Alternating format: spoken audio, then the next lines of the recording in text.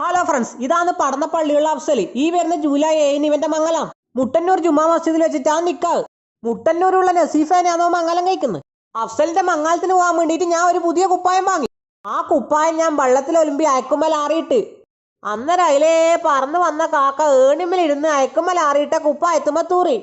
കുപ്പായം ഉണങ്ങിയാ നോക്കാൻ വേണ്ടി പോയി നോക്കുമ്പോണ്ട് കാക്ക തൂറിയിട്ട് കാണുന്നു. ഞാൻ ആ കുപ്പായം എടുത്തിട്ട് ആദ്യം ഒലുമ്പി ആറിയിട്ട് അന്നേരം വലിയൊരു കൊടുങ്കാറ്റടിച്ച് ആ കാറ്റിൽ അയക്കും പൊട്ടി കുപ്പായം നിലത്ത് വീണ്. ഞാൻ പോയി നോക്കുമ്പോണ്ട് കുപ്പായം നിലത്ത് വീണിട്ട് മൊത്തം മണ്ണായിട്ട് കാണുന്നു. ഞാൻ ആ കുപ്പായം എടുത്ത് ആദ്യം ഒലുമ്പി പോയതിന്റെ ഉള്ളിൽ റൂമിൽ അയക്ക് കെട്ടി അയിമലാറിയിട്ട് ഉണങ്ങാൻ വേണ്ടി ഫാന് വിട്ട് വെച്ച് കുറച്ച് കഴിഞ്ഞ് നോക്കുമ്പോൾ കുപ്പായം ഉണങ്ങിയിട്ടുണ്ട്. ഞാൻ ആ കുപ്പായം ആടുന്ന് എടുത്ത് ഇസ്തിരി ഇടാൻ തുടങ്ങി. അന്നേരം ഉമ്മ തായി തന്നെ വിളിച്ച് ഞാൻ നേരെ ഉമ്മാന്റെ അടുത്തേക്ക് പോയി. ഉമ്മാനോട് വർത്താനം പറഞ്ഞ് നിൽക്കുമ്പോ അന്ന് എനിക്ക് ഇസ്തിരിപ്പെട്ടിന്റെ സ്വിച്ച് ഓഫ് ആക്കിയില്ല എന്നുള്ള കാര്യം ഓർമ്മ വന്നേ. ഞാൻ നേരെ ഓടി മുകളിലേക്ക് വന്ന് നോക്കുമ്പോണ്ട് കുപ്പായം കത്തിയിട്ട് കാണുന്നു. ഞാൻ ആകെ ബേജാറായി പോയി. ഇനിയിപ്പോ ഓന്റെ കല്യാണം വിളിക്കാൻ വേണ്ടി വന്ന ഓന്റെ ചെങ്ങായിമാരായ നിഹാല്, തംജീദ്, മോസി, സയീർ, ആസിഫ്, മുനസീർ, ഷിജി, സംസീർ, വരുൺ ഇവരോടെല്ലാം ഞാൻ എന്നാ പറയാ എങ്ങനെയാണ് ഞാൻ മംഗലത്തിന് പോവാ.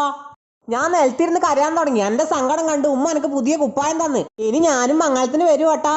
നിങ്ങളെ വിളിച്ചാ നിങ്ങളും വരാൻ മറക്കല്ലേട്ടാ.